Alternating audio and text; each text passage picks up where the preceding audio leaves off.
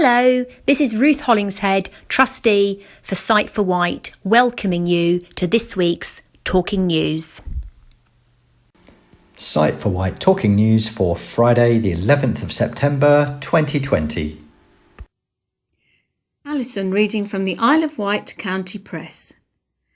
Discus ace Nick Percy defends title to win 4th British Championship.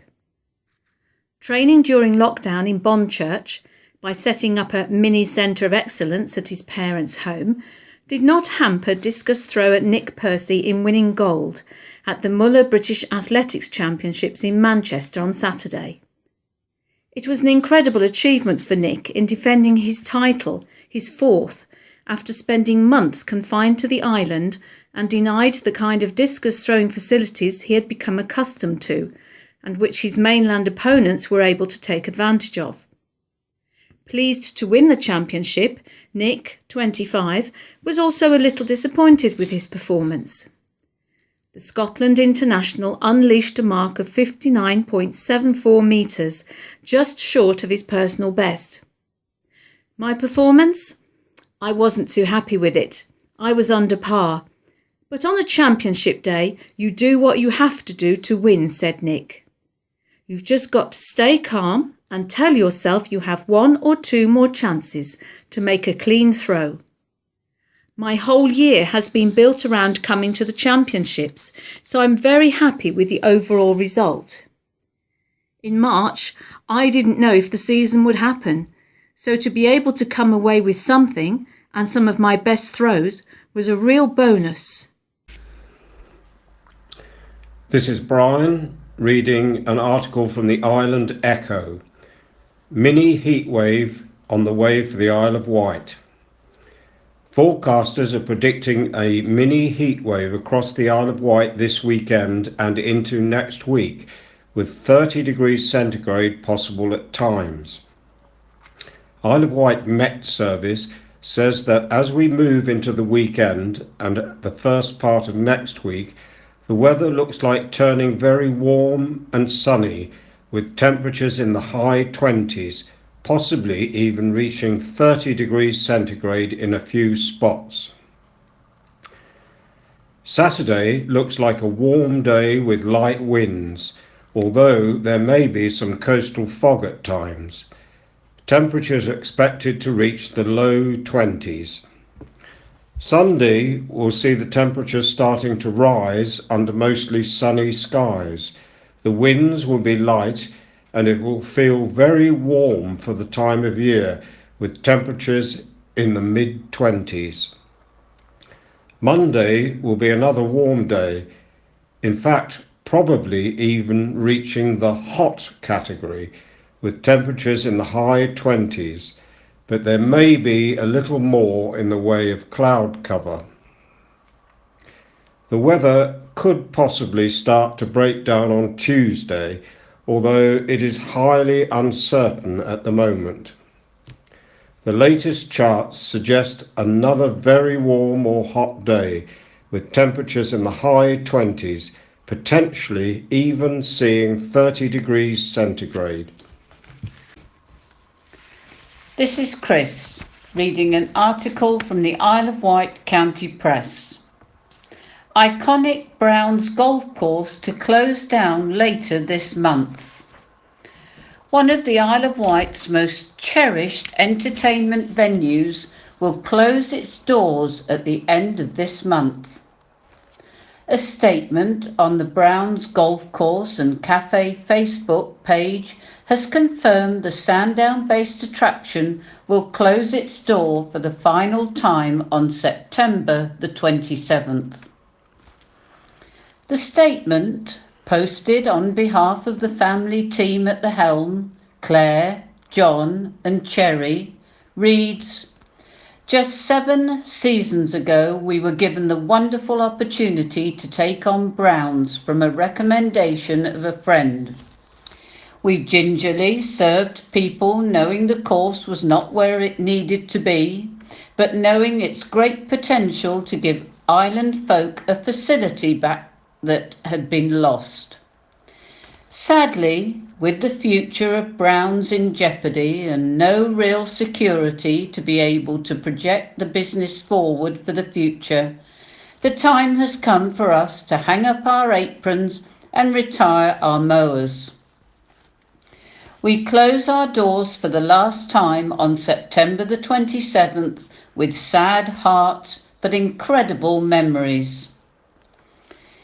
It's been a journey we would never have changed, and one we are glad we started and finished together, side by side. Brown's was officially opened in 1932 by famous golfers Henry Cotton and Joe Kirkwood, and in recent years has boasted 2 9-hole pitch and putt courses and 2 18-hole full courses, as well as hosting a range of events in the cafe. This is Chris reading an article from the Island Echo. Local heart transplant recipient calls for families to talk about organ donation. Islander Nick Culshaw, who received a heart transplant 2 years ago, is calling on Isle of Wight families and friends to sign up to the organ donation register and to make sure their wishes about organ donation are known during Organ Donation Week 2020, which runs from Monday the 7th to Sunday the 13th of September. There are currently around 6,000 people in the UK on the active waiting list, including around 150 children and teenagers. One donor can save or transform up to 9 lives, and 82% of the population definitely want to donate or would consider donating their organs, but only 35% of people across the UK have joined the NHS Organ Donor Register. Organ donation in England has changed to an opt-out system.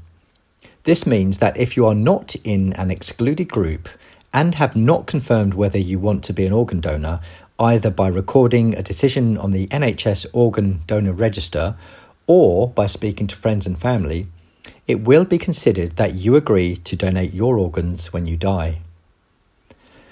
Nick says, "In 2018, I was one of the lucky ones when I received the amazing gift of a donor heart. I'd been waiting on the transplant ward at Harefield Hospital on the mainland for 9 months after I was added to the urgent transplant list due to end-stage heart failure.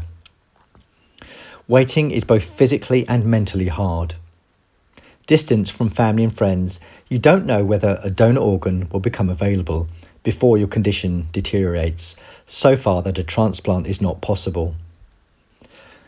Transplantation is the last line of treatment for patients in the position I found myself at 42. The need to receive a donor organ is, thankfully, something many families never have to face.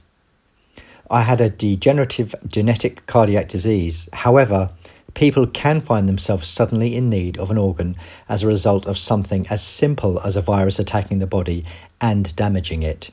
It really can happen to anyone at any time.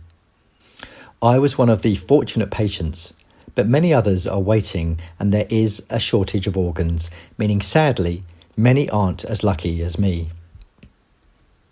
Sadly, in 2018-19, when I received my transplant, 400 people died while waiting for their call, and a further 777 were removed due to deteriorating health.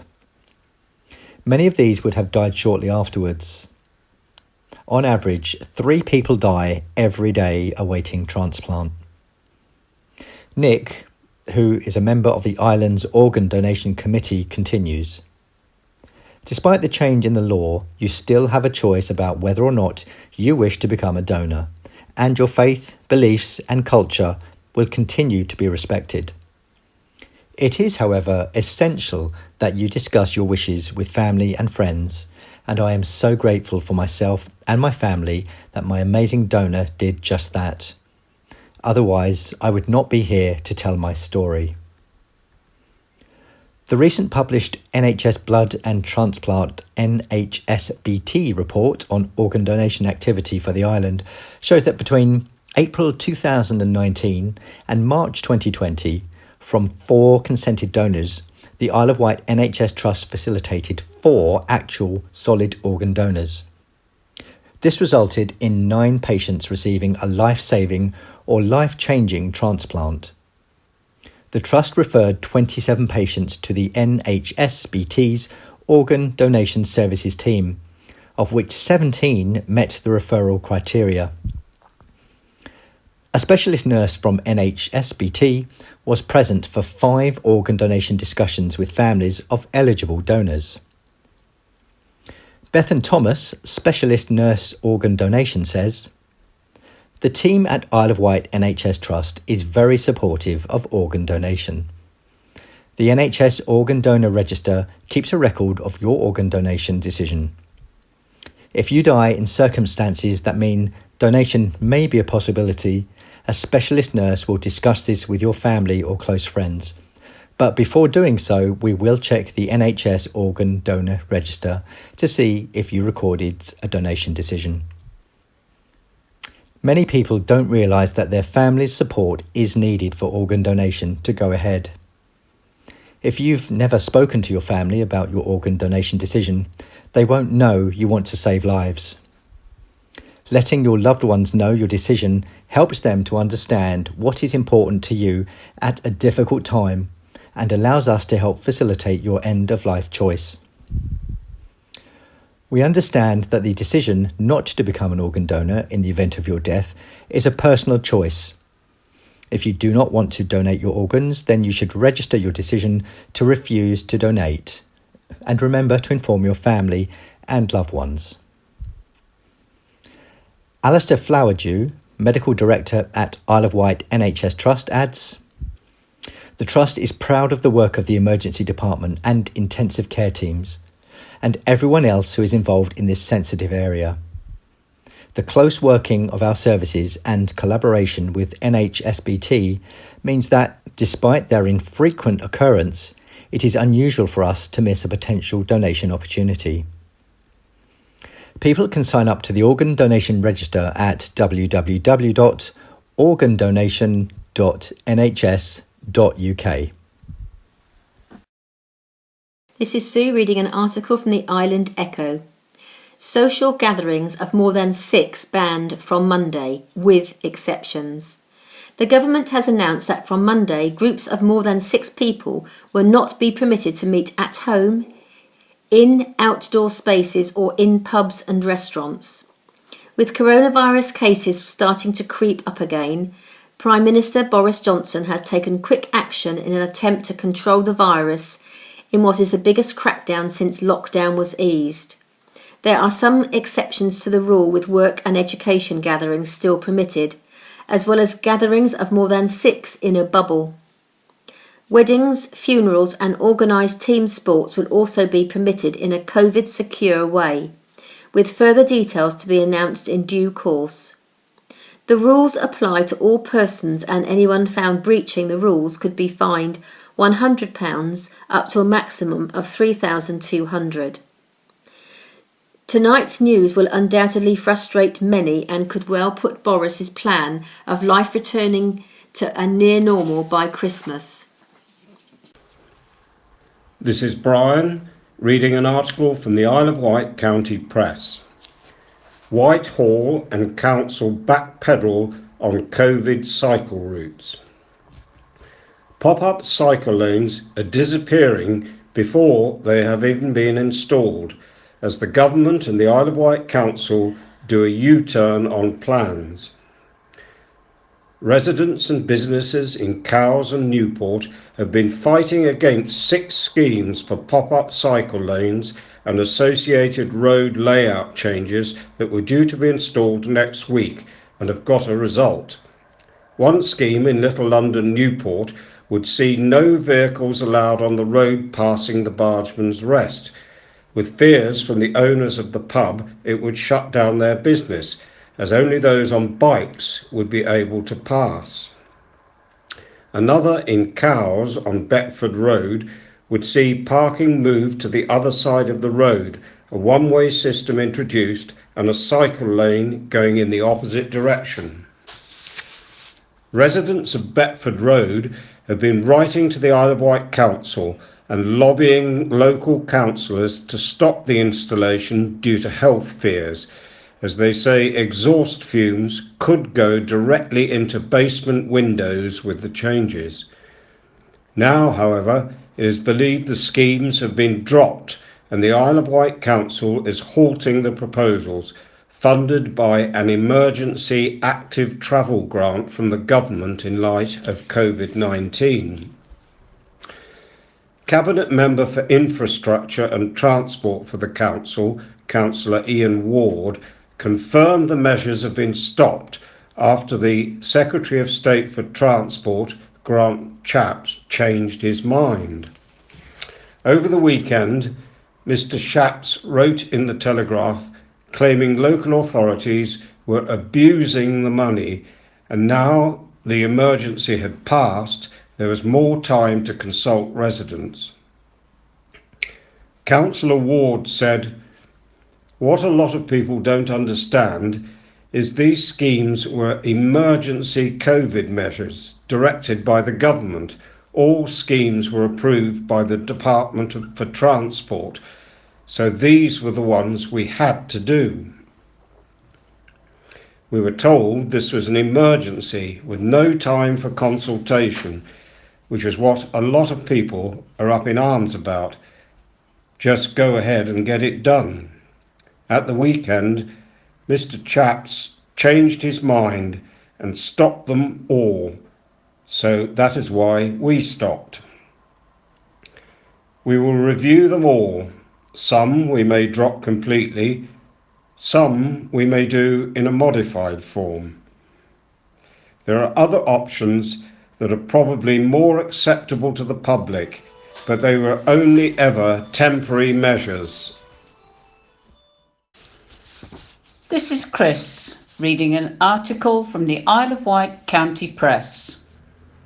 Changes made to Isle of Wight Council's Cabinet. There have been changes made to the Isle of Wight Council's Cabinet member portfolios. Councillor Dave Stewart said the changes had been driven in part by the need for his deputy, Councillor Stuart Hutchinson, to lead on strategic finance and the island's coronavirus recovery plan. Our focus now is on delivering strong leadership for a safer community, he said. I am pleased to say that with some adjustment to the Cabinet responsibilities and the introduction of Councillor Brian Tyndall to the team, the Council remains as strong as ever and will meet that focus. Our priority continues to deliver on the authority's bold vision for the island to be an inspiring place in which to grow up, live, work and visit. Councillor Tyndall's arrival follows the decision by Councillor John Hobart to step down from his role as Cabinet Member for the Environment and Heritage to focus his remaining time this term on his local ward area of Carisbrooke. Councillor Stewart added, "The whole team joins me in thanking John for all his work on Cabinet, and I am sure he will be there if we need to draw on his experience and assistance." Councillor Tyndall will be responsible for corporate resources, which includes delivery of the Council's medium-term financial strategy, council tax and business rates, housing and council tax benefits, as well as customer service and human resources. The Cabinet consists of Councillor Dave Stewart, Leader and Strategic Partnership, Councillor Stuart Hutchinson, Deputy Leader, Strategic Finance and COVID-19 Recovery, Councillor Claire Mosdell, Adult Social Care, Public Health and Housing Needs, Councillor Paul Brading, Children's Services, Education and Skills, Councillor Wayne Whittle, Regeneration and Business Development, Councillor Ian Ward, Infrastructure and Transport, Councillor Barry Abraham, Planning and Housing, Councillor Steve Hastings, Environment, Heritage and Waste Management, Councillor Gary Peace, Community, Safety and Digital Transformation, Councillor Brian Tyndall, Corporate Resources. This is Sue reading an article from On the Wight. Isle of Wight Emergency Heroes celebrated on 999 Day. Emergency Services Day, also known as 999 Day, is a national day and a chance to support the heroic individuals of the NHS and emergency services. Yesterday, the 9th of September, was a special day for 999 emergency services, as thanks were given to all our heroes on the front line and tribute paid to those who have lost their lives as a result of their duties. I feel very proud, and I hope you will join me in applauding all our emergency servicemen and women who every day put others before themselves to keep our communities safe. I want to say a heartfelt thank you to all our colleagues in the Isle of Wight Ambulance Service for their unwavering dedication, commitment and compassion. You are highly respected for all that you do, and today we give special thanks to you. We also pay tribute to the many colleagues across the country who sadly are no longer with us, and to their families. She went on to say, on the island we work closely with our emergency services partners and are fortunate to have incredible support from many volunteers that give their time to support our services. You all make a huge difference to our community, and we are grateful to each and every one of you. There are many people within the Isle of Wight Ambulance Service, all providing vital support, whether it is the 999 and 111 service, education and training, patient transport or the wider ambulance team. Victoria White, head of the Isle of Wight Ambulance Service, said, I would like to take this opportunity to give recognition and sincere thanks to all the members of the Isle of Wight NHS Trust Ambulance Service, as well as our 999 and NHS colleagues. Many carry out incredible work every day. I'm always humbled by the kindness, respect and compassion that staff and volunteers show, and I am enormously grateful for their contribution to our service. During the COVID-19 pandemic, there have been ambulance staff across the country who have died, or those lives have been drastically affected as a result of doing their job, and today we think of them and their families, whose lives will not be the same again, and give thanks for their sacrifice. Maggie Oldham, IOW NHS Trust Chief Executive, said, I feel very proud, and I hope you will join me in applauding all our emergency service men and women who, every day, put others before themselves to keep our communities safe. I want to say a heartfelt thank you to all our colleagues in the Isle of Wight Ambulance Service for their unwavering dedication, commitment and compassion. You are highly respected for all that you do, and today we give special thanks to you.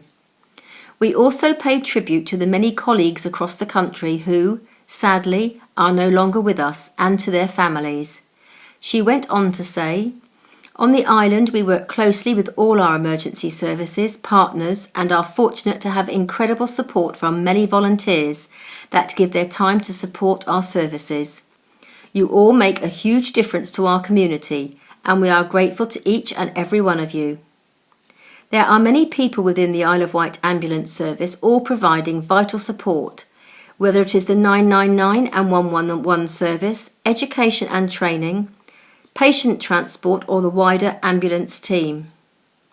Victoria White, head of the Isle of Wight Ambulance Service, said, I would like to take this opportunity to give recognition and sincere thanks to all members of the Isle of Wight NHS Trust Ambulance Service, as well as our 999 and NHS colleagues. Many carry out incredible work every day. I'm always humbled by the kindness, respect and compassion that staff and volunteers show, and I am enormously grateful for their contribution to our service. During the COVID-19 pandemic, there have been ambulance staff across the country who have died or whose lives have been drastically affected as a result of doing their job, and today we think of them and their families whose life will not be the same again, and give thanks to their sacrifice. This is Chris reading an article from On the Wight. Ash dieback found in 40% of Isle of Wight inspected trees. Island Road's annual survey of highway trees has revealed a significant level of ash dieback disease. The Woodland Trust estimates the disease could kill around 80% of ash trees across the UK, changing the landscape forever and threatening many species which rely on ash. Ash dieback is now found throughout the country, but it can take some years before trees are visibly affected. Recently, Island Road's annual inspection of trees has taken particular account of ash dieback, a fungal infection that grows inside the tree, eventually blocking its water transport systems, causing it to die. 40% identified with ash dieback. Sadly, of the 418 trees inspected by Island Roads recently, 169, about 40%, have been identified with ash dieback. Island Roads will now develop a plan for the best management of these infected trees. Factors such as safety, contractual requirements, and impact of felling work on the travelling public will all be considered. 60 trees will need to be felled in coming months. Government advice is that ash trees should not be felled preemptively but monitored to ensure they do not become a danger. However, the extent of the disease is such that at least around 60 trees will need to be felled in the coming months. Data from the recent survey is also shared with the Council's tree officer to help the authority manage the risks from ash dieback on trees on land owned by the authority, and to inform guidance for private landowners on what to do with infected trees. Mark Roberts, Island Road's asset manager, said, "As expected, ash dieback has been found in our tree stock and will need careful management in the coming months and years. No one likes to see trees cut down, but safety has to be the primary consideration, and it will unfortunately be necessary to remove trees that pose a risk to highway users. I am afraid that there will be other landowners who will need to take similar action because unfortunately trees do not recover from ash dieback." With the summer drawing to a close, Island Roads is reminding landowners of the need to manage trees so they do not pose a risk to road users. Advice in this respect is available in a leaflet entitled Inspect and Protect, which is available on the website, Mark said. Landowners must take certain action to protect members of the public and themselves from falling trees or branches. The Inspect and Protect leaflets outline these steps, and we are always here to advise landowners if they are in any doubt how to safely manage trees on their land that may affect the highway. Alison reading from On the Wight. Support Isle of Wight producers on Back British Farming Day, says MP. Wednesday was Back British Farming Day, and Isle of Wight Conservative MP Bob Seeley is encouraging us all to take part. Mr Seeley said there are simple things we can do to support the Back British Farming campaign, coordinated by the National Farmers Union, NFU, such as buying British produce and enjoying the countryside responsibly. Mr Seeley: farmers play a crucial role in feeding the nation. Mr Seeley, who has recently visited Bridlesford Farm and Farmer Jack's farm shop to learn more about island produce, said, "Our farmers play a crucial role in feeding the nation and caring for the countryside, and we should not take it for granted that they will always be there. It's a case of looking after the things you love. Our economy is under pressure at the moment following the effects of the coronavirus outbreak, and we must all turn our attention to what we can do to help. In the case of farmers and local food producers, the solution is relatively simple. Buy local wherever you can.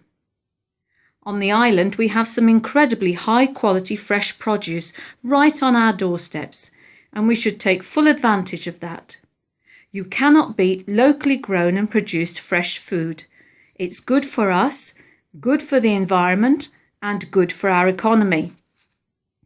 Mr. Legg says, embracing seasonal food. Isle of Wight NFU Chair Matt Legg said, the Back British Farming campaign is all about looking at what's available on your own doorstep. By sourcing our food locally, not only are we supporting the local economy, but we're also embracing seasonal food, keeping food miles down and helping our farmers to manage the island's rural environment. Andrew Hodgson of Cheverton Farm in Shorewell said, buying food from local farms has never been so easy, as many of us are now delivering fresh food direct to your door. This is Lisa, CEO for Site for Wight. Welcome you to this week's Talking News. First of all, apologies. We had hoped to send out the strategy document to all of our members this week, but it looks like it will now come out next week.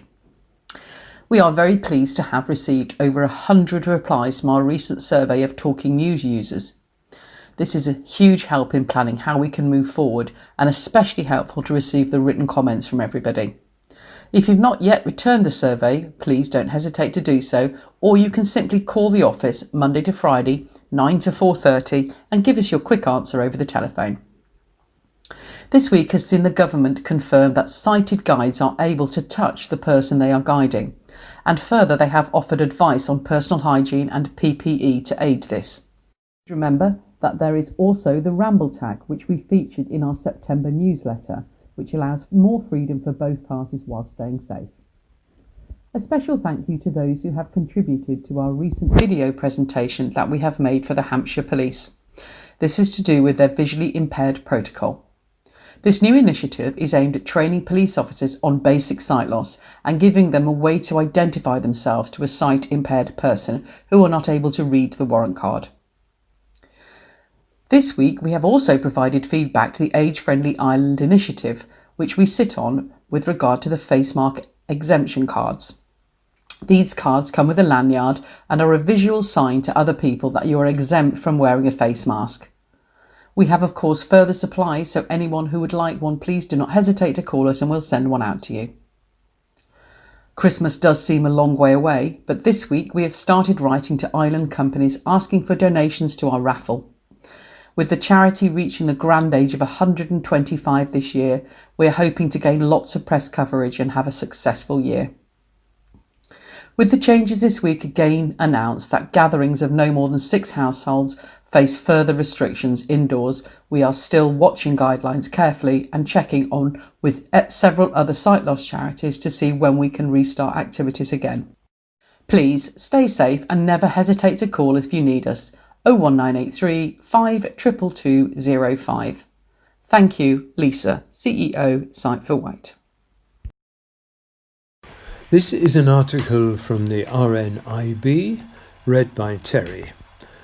A government gives sighted guiding in England the go-ahead. In a win for our World Upside Down campaign, the government has confirmed that blind and partially sighted people in England can be guided by people outside their household. We've put together guidance to help explain how to minimise the risks. For months, RNIB has been calling for clear confirmation on how blind and partially sighted people can be guided safely during social distancing. This gap in public health information has caused lots of uncertainty, but we're pleased that after persistently raising this issue, the Department of Health and Social Care, DHSC, has finally issued supporting people outside of their home guidance. This follows an announcement by the Scottish Government in June and more recently the publication of Our Guidance in Northern Ireland and Guidance by Public Health Wales. This means that all parts of the UK now have confirmation that blind and partially sighted people can be guided by someone living outside their household if necessary. Our guidance on sighted guiding. We've now put together sighted guiding guidance, building on the DHSC information, to explain how guiding can be provided in different circumstances. If you need sighted guiding from family or friends who live in different households, our guidance explains how this can be done safely. And for services like supermarkets, hospitals and public transport, our guidance explains how staff and volunteers can provide sighted guidance and what additional precautions to take. Sighted Guiding England, RNIB guidance. Some of the key steps for safe guiding include both individuals wearing face coverings unless exempt under government rules, practicing good hand hygiene before, during and after guiding, limiting the time spent within 2 meters of each other, only making journeys and activities permitted in government guidance. You can find out more in the government what you can and can't do information. When being supported by volunteers or staff, the person being guided providing their name and contact number in case coronavirus contact tracing becomes necessary. The importance of sighted guiding. Sighted guiding provides support for a blind or partially sighted person to safely negotiate an unfamiliar environment. It involves the person being guided lightly holding their sighted guider's elbow, standing slightly behind and to the left or right. While moving, the guider will talk to the person being guided to provide more information about any immediate hazards. Previously, under social distancing rules, a person with sight loss could be guided by a sighted person if they lived in the same household or if they were able to form a support bubble with a sighted household. But this isn't possible for many blind or partially sighted people, and it was very unclear if these people could receive sighted guiding at all. This means that many more day-to-day activities have been off limits for a significant number of blind and partially sighted people. The impact of social distancing. 2/3 of blind and partially sighted respondents to our recent survey said they felt less independent since lockdown. Largely, this was a result of trying to follow rules around social distancing, which is why this new guidance is so important. Responding to the DHSC announcement on sighted guiding, RNIB Chair Eleanor Southwood said, "Restrictions introduced because of coronavirus have had a unique and disproportionate impact on blind and partially sighted people. For those who rely on being guided by others to get out, exercise, or to carry out daily tasks, requirements to avoid close contact with people from outside their household has meant that their independence has been drastically reduced. For months, we have been calling for official guidance on how blind and partially sighted people can be guided safely through our World Upside Down campaign. and we are pleased to see this being formally announced at last. Advice from the RNIB. Coronavirus. Advice on wearing face coverings when you have sight loss. Here are some tips and recommendations shared by our community for wearing face coverings when you have sight loss. Many blind and partially sighted people have been concerned about wearing face coverings. They report that masks steam up their glasses or further reduce their vision. In order to help keep everyone safe and comfortable, we ask our community for their top tips and recommendations for wearing face coverings when you have sight loss. This includes advice for glass wearers, advice for people who rely on peripheral vision, advice for people with dual sensory loss, advice about visors. Find out what's right for you. Advice for glass wearers. One of the most common issues we've been hearing about is how face coverings have been causing people's glasses to steam up, further impairing their vision. So here are a few tips from our community to help you overcome this issue. Number 1, keeping order. Many have said that by simply putting their face covering on before their glasses, they've found that they've avoided their glasses steaming up. So it can just be a case of putting your mask and your glasses on in the right order. Number 2, nothing but a bit of soap won't fix. Another popular hack has to be wash your glasses with soapy water, allow them to dry naturally. People have found this creates a defogging effect. Number 3, spray away. Alternatively, some have chosen to purchase anti-fog spray, which is often designed for motorcycle visors. You simply spray the product on the inside of your glasses and you're good to go. You can find various products by putting the term anti-fog spray motorbike visors into your search engine. Number 4, seal it to deal with it. Finally, a few people have recommended using surgical tape to stick down the top of the mask to their face to ensure no moisture comes through the top. They've also experimented with taping rolled up strips of tissue paper to the top of the covering to absorb moisture. Both options may seem a little extreme, but there are those from the RNIB community who swear by it. Advice for people who rely on peripheral vision.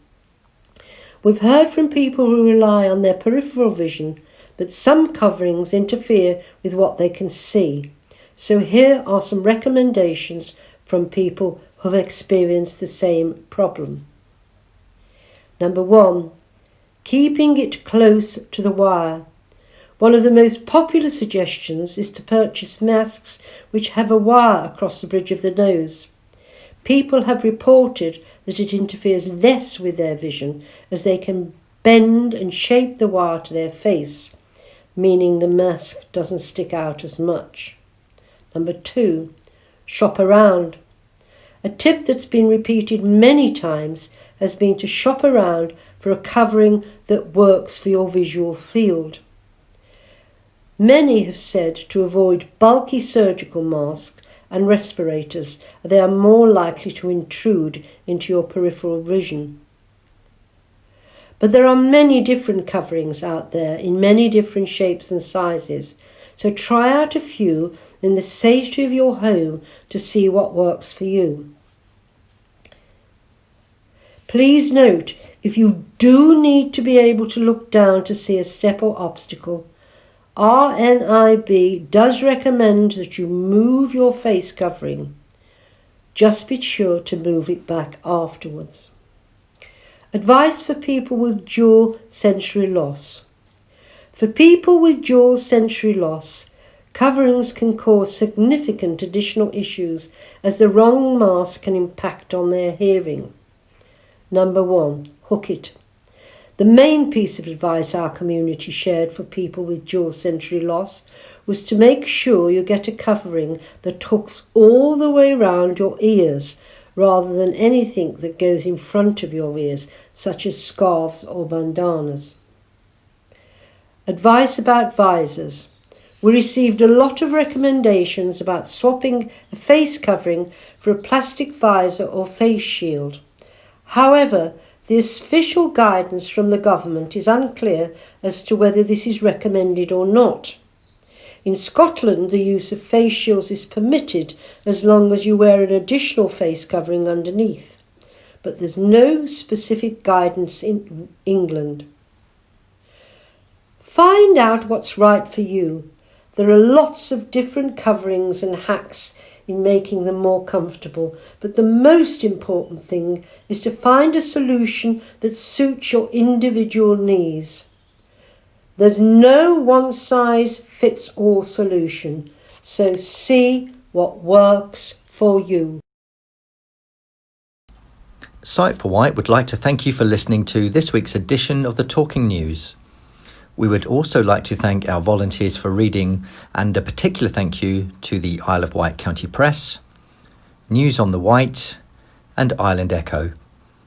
A special thank you must go to Vectis Radio, who has helped us get vital information to our members.